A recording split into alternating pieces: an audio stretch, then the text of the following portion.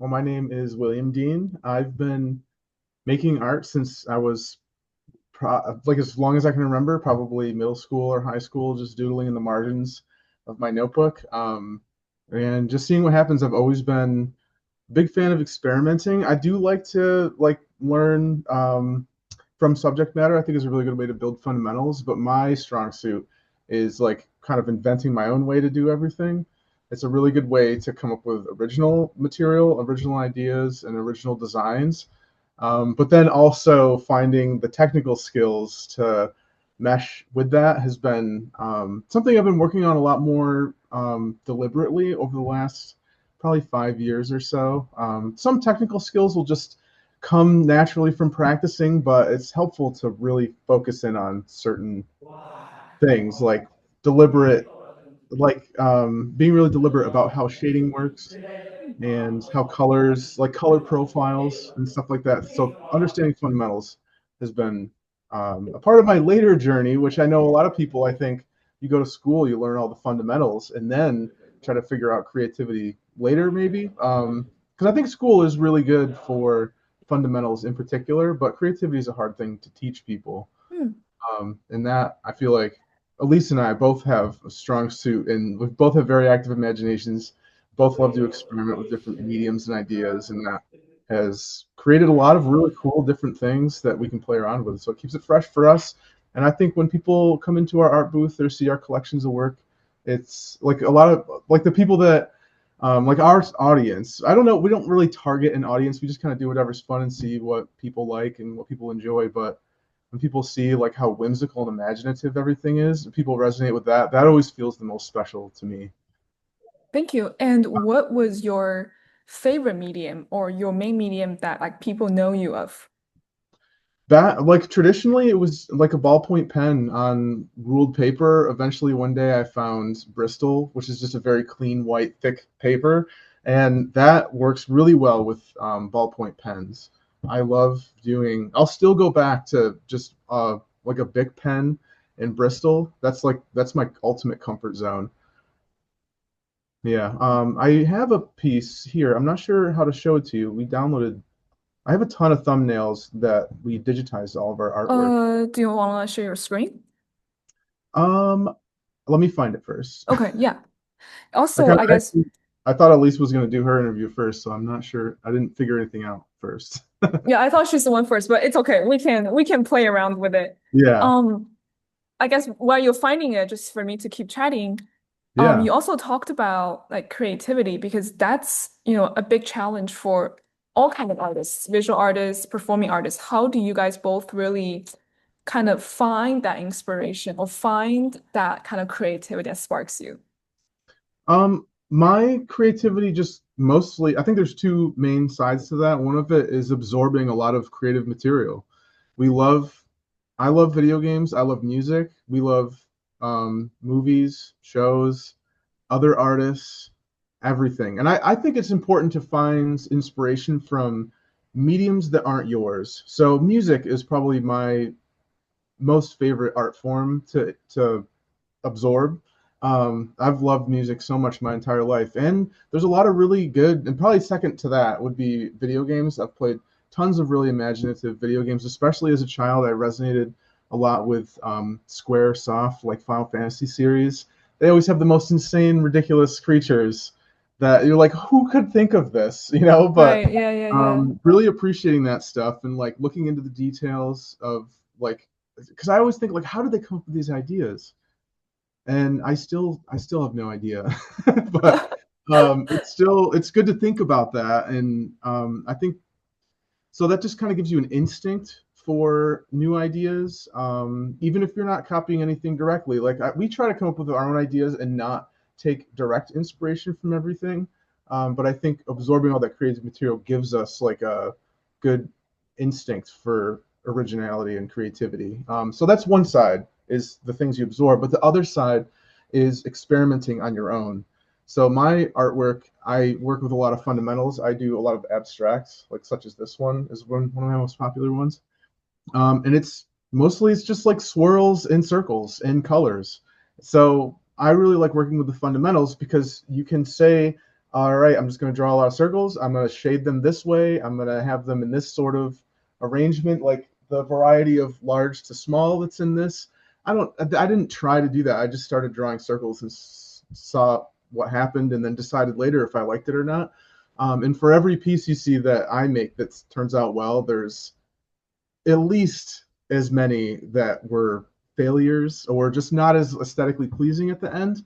And that randomness is important for me to come up with new ideas. And neither of our ideas, like Elise, I think does it a little differently because she does it more like in the sketching Mm, phase where she works out different ideas. I kind of run with an idea right off the bat, which I've been a little better about not doing because it costs a lot of time. And where now I've started to like try to form the basis of an idea before I get way too committed into it. mm, And that it's been interesting to come up with ideas like that as opposed to just trying new, because the thing is like you have like a basic idea, like maybe the structure, maybe the colors, like the general shapes you're using, and then that could be like the core of the piece, but now I have to fill in the background or I have to add other sorts of details, and now it becomes random again, and I can have like a solid structure, and then the next phase, just because there's inherent luck in that, could turn out bad. So I've been a lot better about trying to either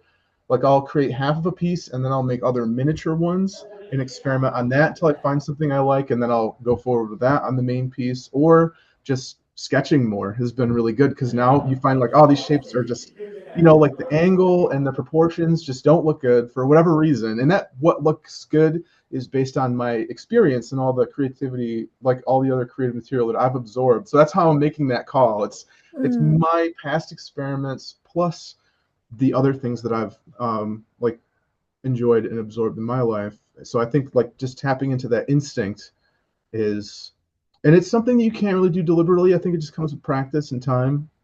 But that's what I use to make those decisions on whether something's good or not. And the thing too is it's based on my tastes and like the things that I enjoy. And I could make the wrong call for someone else. Like someone else could have liked this piece going in a different direction. And we might never know what that looks like Yeah. because there's only so much time. I can only make so many pieces. But yeah, so making those calls myself, it can be tricky because sometimes I like something a lot that doesn't really resonate with our audience.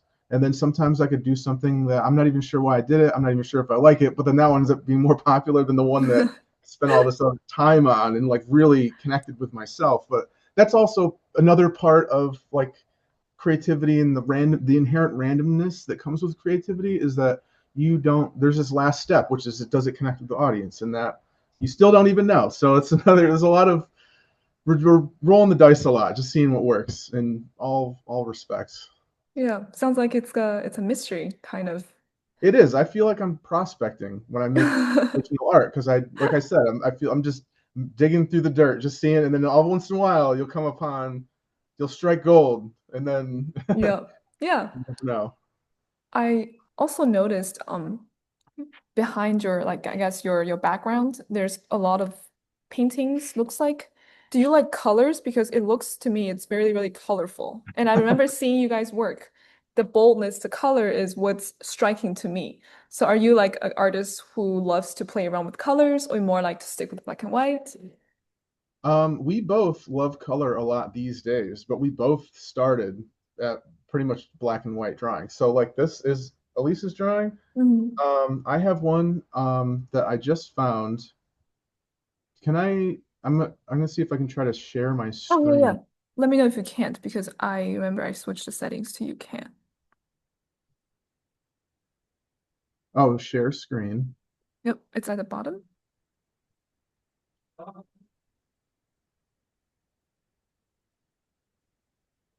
Window. This window. Okay, I got it. Oh, yeah, you So got it. here we Perfect. go. So this is a good example. This is a more recent piece that I made, but it's a good example of my traditional black and white style. Mm. Because every once in a while I like to go back and experience and like live in that comfort zone. So we both have this tradition of doing these black and white like detailed pen pieces, but I think when we started working together, we actually both discovered color a lot. So in the last, I mean, we've been together for 8 years, but we've been working together on art like pretty regularly for probably 5 or 6. And I feel like pretty much all of our color stuff has happened since then. Mhm. So us together is color, but I guess us on our own is the black and white. Now we both still do black and white now, but um, I don't know. The exploration of color has just been it's new and fun, and that's one thing that keeps us like motivated and creative is doing stuff that we find interesting. And I think the newness of bright, big, bold colors has been inspiring for both of us lately. I see. Thank you. Thank you for sharing. Do you have a piece that you can kind of walk us through, also for the audience as well, kind of your creative thought process and maybe some of the inspiration like that? Oh yeah.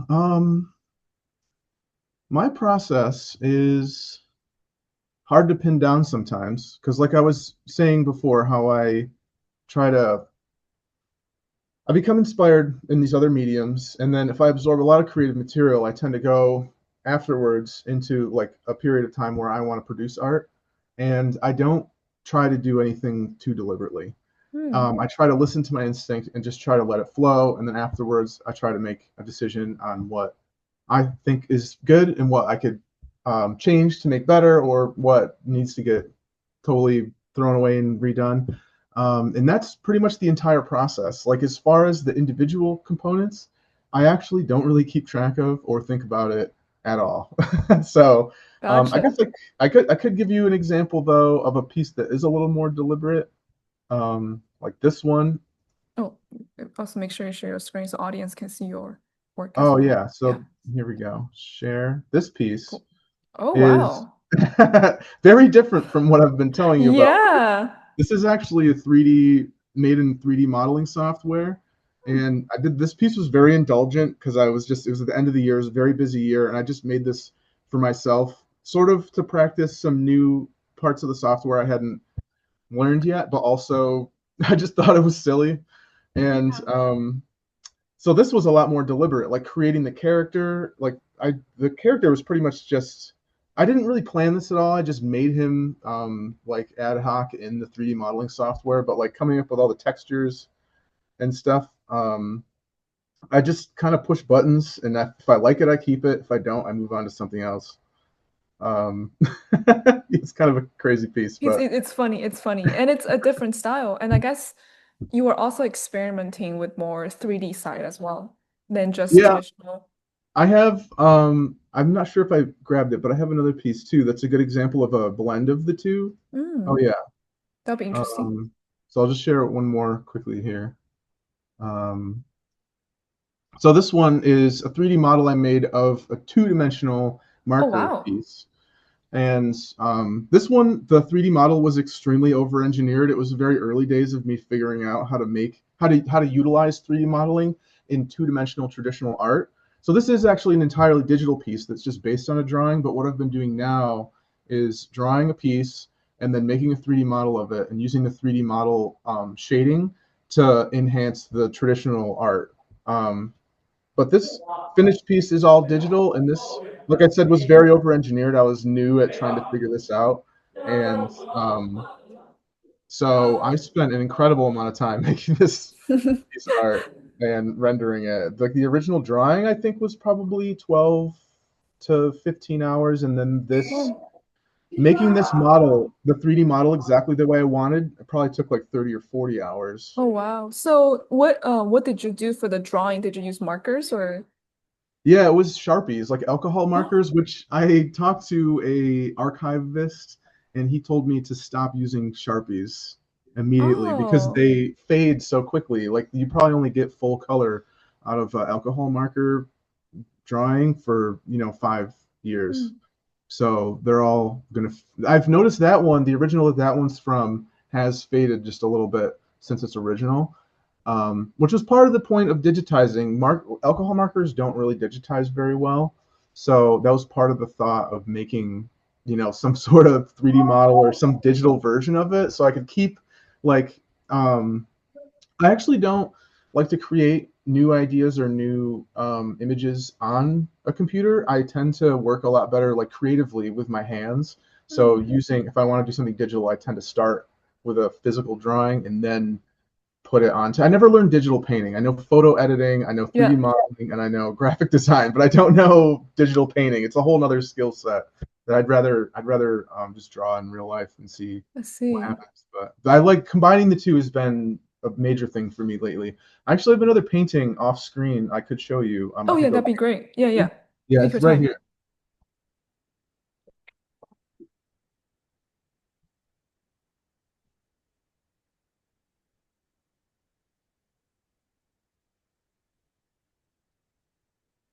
Well, this one is an example of like what I was saying, how I took a two-dimensional image and then I made a three-dimensional model, and I used the 3D model Oh to go wow. the shading on these pink shapes and the shading on the red.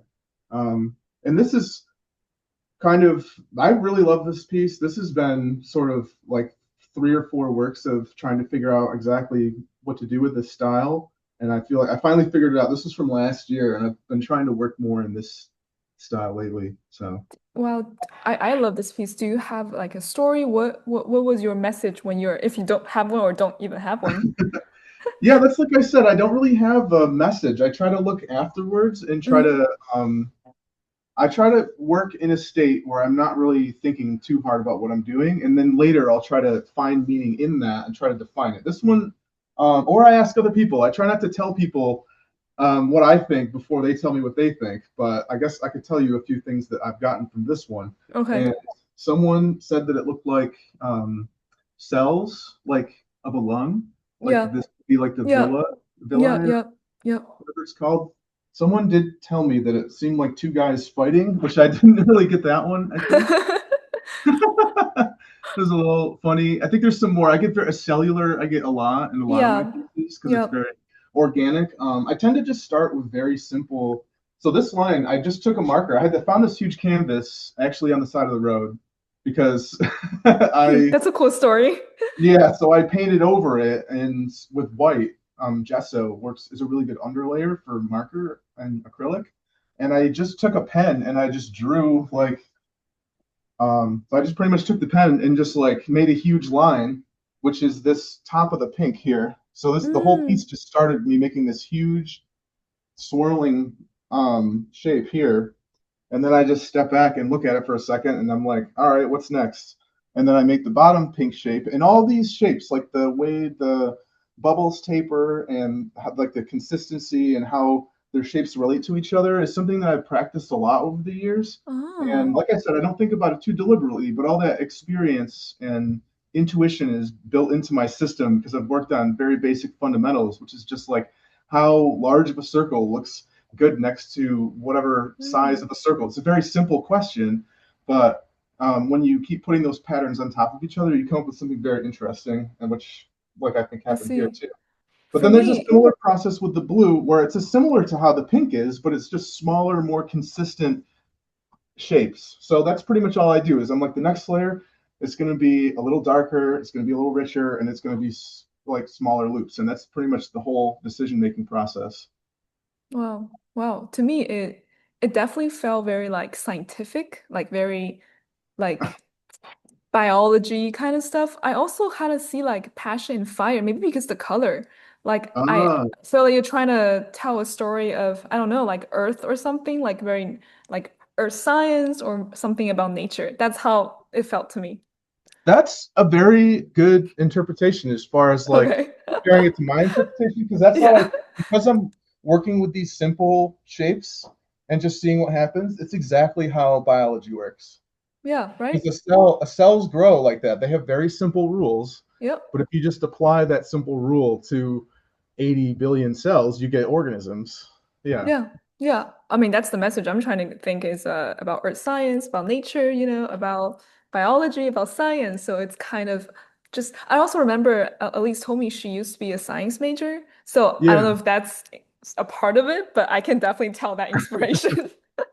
I mean, we're both like very good at understanding science ideas. We don't use science in our lives except for as inspiration, I guess. Mhm.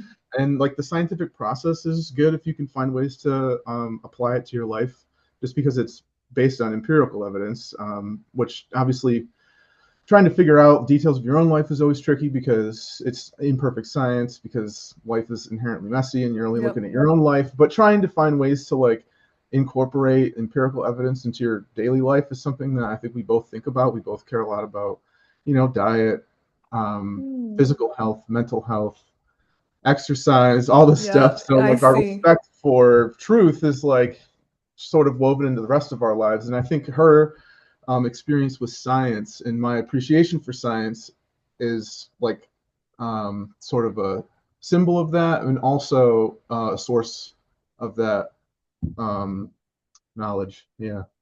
I see. And So maybe I I just want to say that I'm really appreciate that you said that about biology, because it's something that I think about, and I don't know if I've gotten it quite as much lately, especially people comparing it to biology. But yeah, that's the thing that I've gleaned from my art the most, is that it's mm. has biological under like parallels. I see it because I studied medical illustration.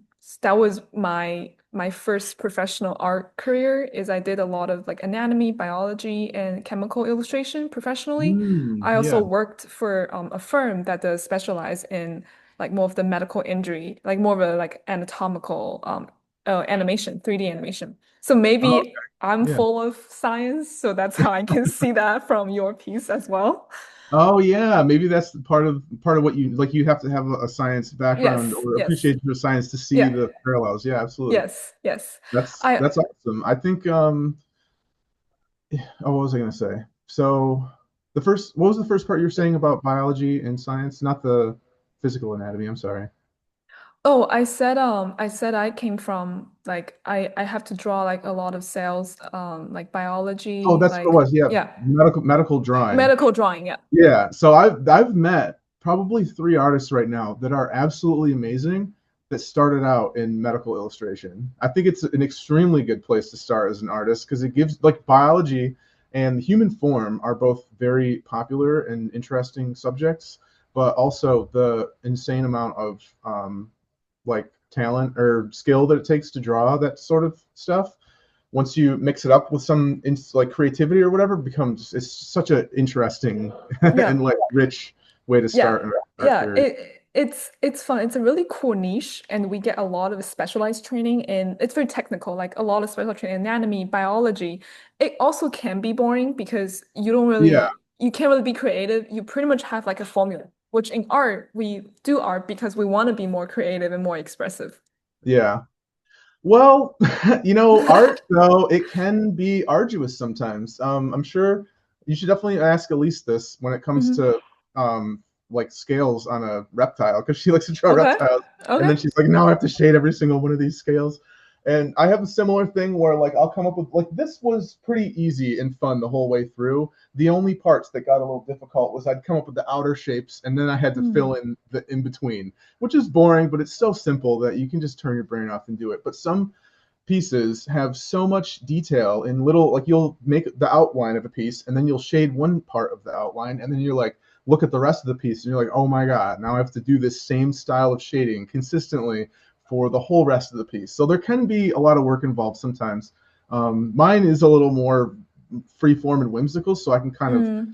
like I because I there's no planning phase. I think what Elise does a lot with I shouldn't like talk about her stuff because she's gonna need some material when Yeah. she comes to interview Yeah. here. But I Focus on know with yourself. her sketch, yeah, like her sketch process, she'll get a pretty lockdown idea in her head of what she wants the finished piece to be, and then making that a reality can be a lot of work and a Mm. lot of like um yeah, and that is less fun than just drawing random shapes because my art's kind of like, yay, this colors, I don't know. But so the discipline of like filling in the details is important, even for very creative art. I think it's Mhm. important. I see. And maybe you said I didn't catch it. Did you come from a professional art background? Did you went to art school, anything like that? I took maybe three art classes in my life. I actually did end up wanting to switch my major to art. I was more of an engineer though in my early college career. That's That's really kind what of I wanted. cool. Yeah. Yeah, and then I kind of switched to art. I had to work a lot in college to like pay for dorm school and food. Hmm. I kind of ended up dropping out because I didn't. It was just there was so much work, and engineering was really intense. So I switched to art, and then that didn't. I didn't. but I think I was too young to find the purpose of art, and that feeling like it was just like a for fun thing for the most part, or just purely for entertainment, made it less um, appealing to me. I really one thing I liked about engineering is that you're creating an obvious value to society, and that just seemed important to me because I have a few people in my family that have done a lot of really interesting work that is to the benefit of everybody. My grandfather was a microbiology professor at U of R, and he did a lot of research on like fluoride was a very big subject of his, and like dental health, which seems silly and kind of niche, but there's a lot of science that goes into stuff like that. And he worked a lot on the common cold. So a lot of stuff that he worked on ended up being like a direct benefit to, millions or billions of people, maybe even. And I had an uncle that he worked in Berkeley with helping people he worked in the startup department at Berkeley. So helping businesses get off the ground in the West Coast, which is obviously a Wow. huge source of income for our country. And they've you can say what you want about the tech world these days, but Yes. so it's obviously not all good and not all bad either. But like putting work into stuff like that impacts like the whole world has seemed like it's something I always wanted to look up to, and doing that through art seems like a lot of people do talk about impact that art can have on people, but I always kind of saw that in the past as being kind of hokey and you just trying to Mm. sell yourself, trying to justify what you're Yep. doing with your life. And so, like I said about engineering, is your impact is a lot more obvious. I really wanted to make workplace applications, stuff like when I was going to school, smartphones had just become popular, and so everyone had ideas for apps, and now we have apps for everything, and some of Yeah. them are Yeah. really, really good. They help people be more productive. They help reduce overhead and administrative costs for a lot of people. Our business runs on Square. Like I don't know what we would do without like payment processing. Hmm. Really, Yep. it's a puck. It's smaller than this coaster. You can Yeah. take.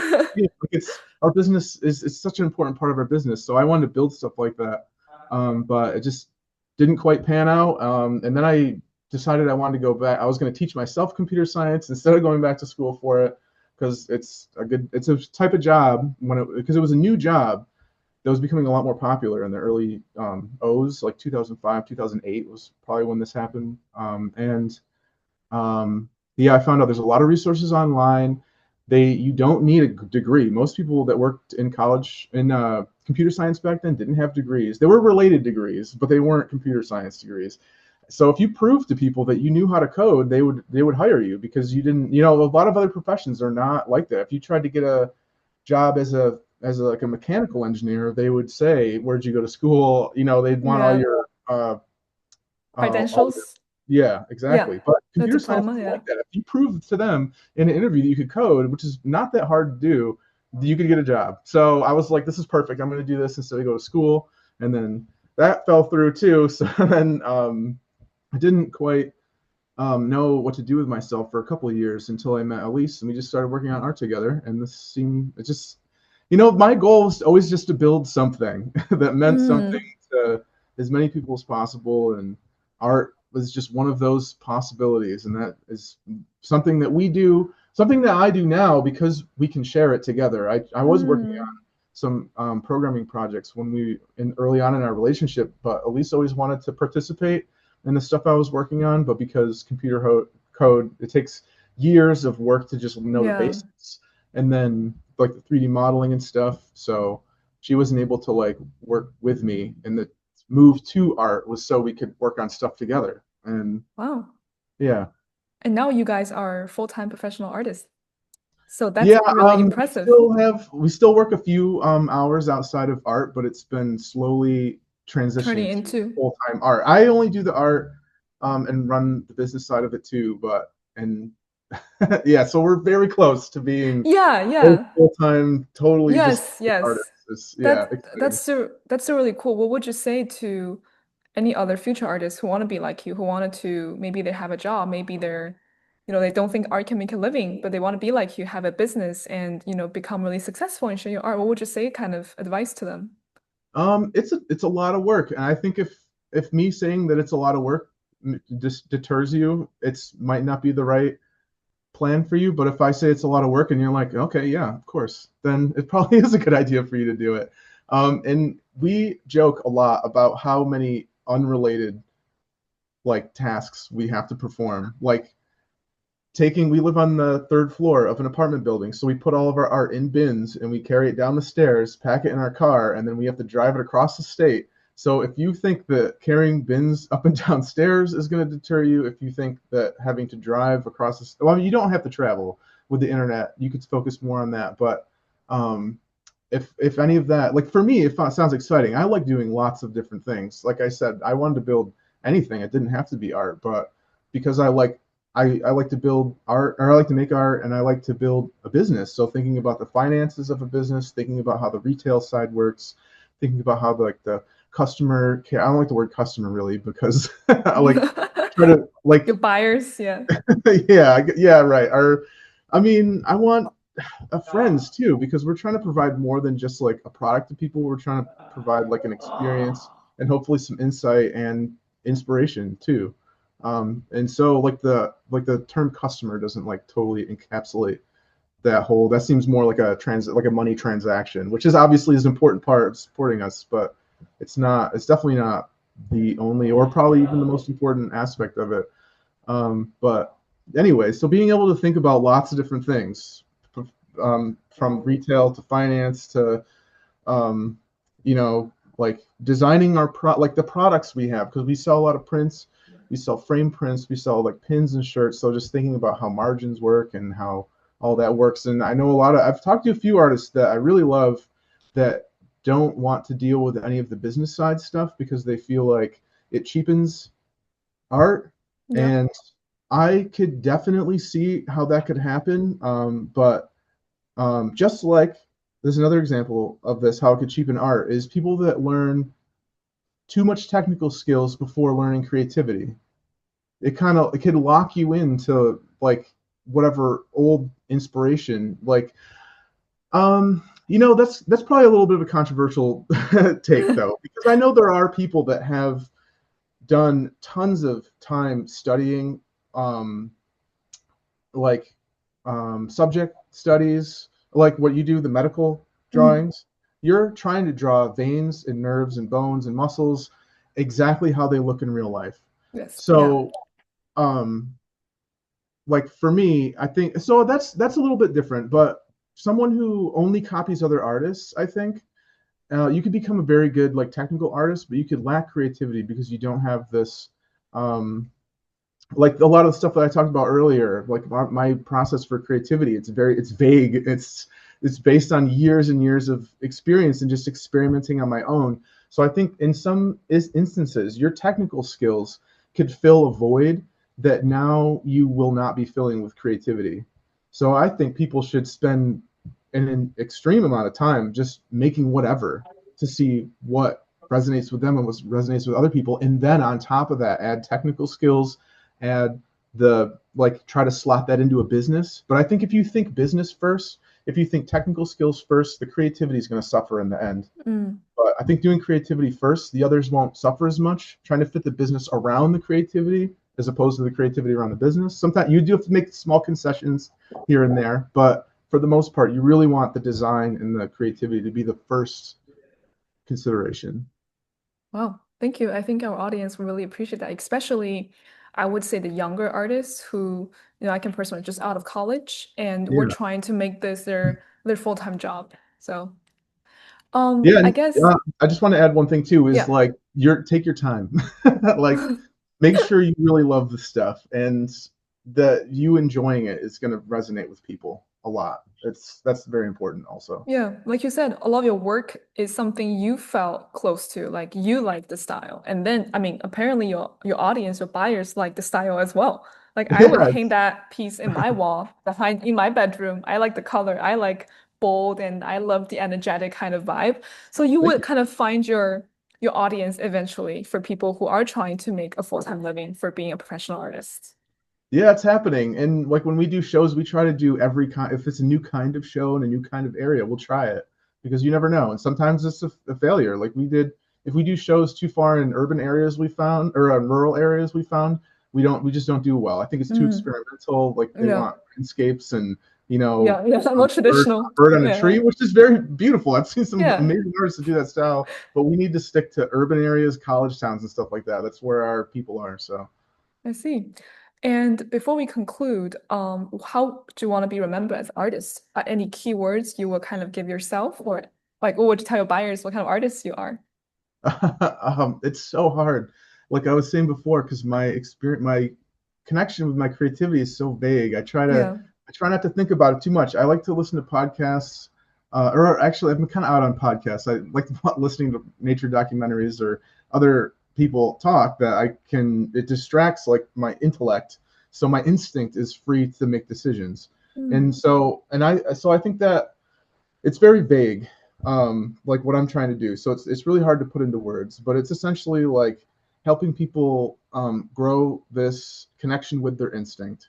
mm, And if you focus on if you so you can intentionally train your instincts though. So it's not like your intellectual side is doing nothing. It's guiding your hands in the broad sense, but the smaller details I feel like are more instinctful, and that has implications for people in a lot of unrelated fields to art, like science and engineering. I think it's pretty obvious that a lot of times they need intuition and creativity in their work, and it's probably a lot more true in a lot of professions that you wouldn't even think that things like that matter. But I hope that like our work, I hope that my impact is that I can help people like tap into their own instinctual understanding of their worlds.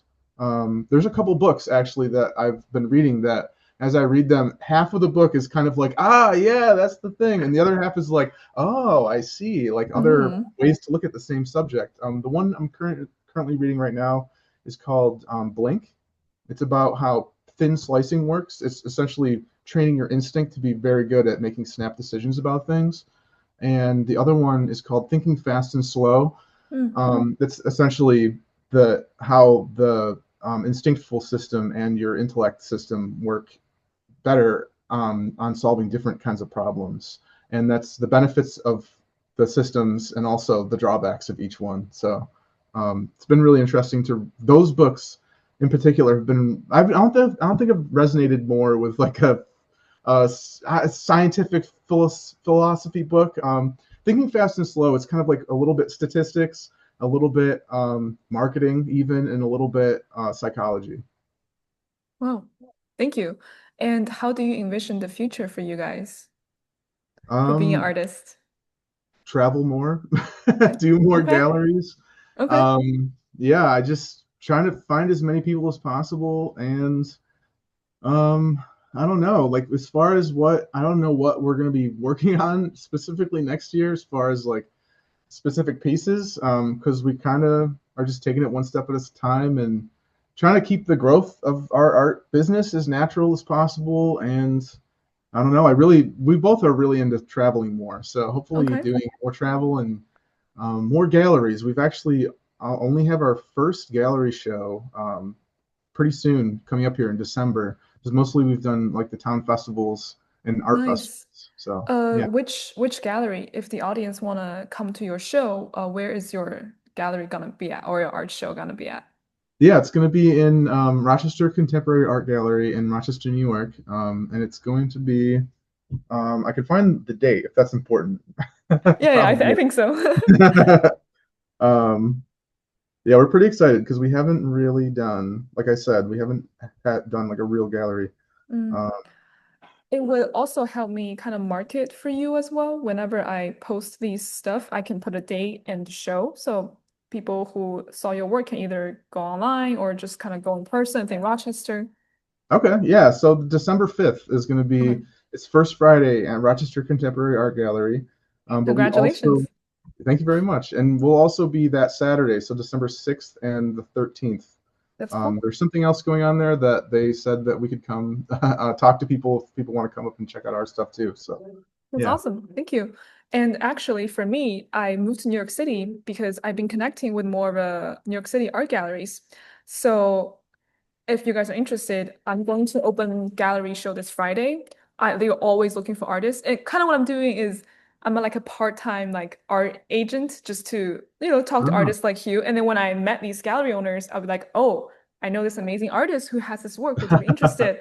So I can definitely let people know about like you're looking for galleries and also you're having like you want to travel more. So that's one way people can also like art gallery. It's all about networking and who you know. So absolutely. I feel Awesome. like I'm more excited to see the artists like you or at least shine than my own artwork. Like so Hmm. it's like an agent kind of that I just feel like I love hearing the story. It's more inspiring than me actually physically doing all the work. I think that's always a good sign, I think, for any artist. If you feel inspired by Yeah. other artists, Yeah. that's a good sign. You should be an artist, I think. Cool. Thank you. And do you have any work for sale or websites that I know you guys have business, people can buy from you? What are the contact info for them? Yeah, so everything we have Instagram, it's at semiwild.art. And we also have a website, which is semiwild.art. And our website has a gallery examples of commissions that we've done. It has a web store, and our show schedule is also on there. So Cool. Awesome. Thank you so much. And it was great talking to you and just hearing your inspiration. A part of what I'm doing, having a platform and doing the art agency, is to see artists shine and connect with more galleries. Connecting cool. with gallery and getting noticed is definitely like a full-time job. You have to be very Mhm. like out there networking with all the owners, all the art museums. So hopefully I can also help more artists just to get the goal, like you said, to have more galleries around the US, around the world. That would be kind of cool.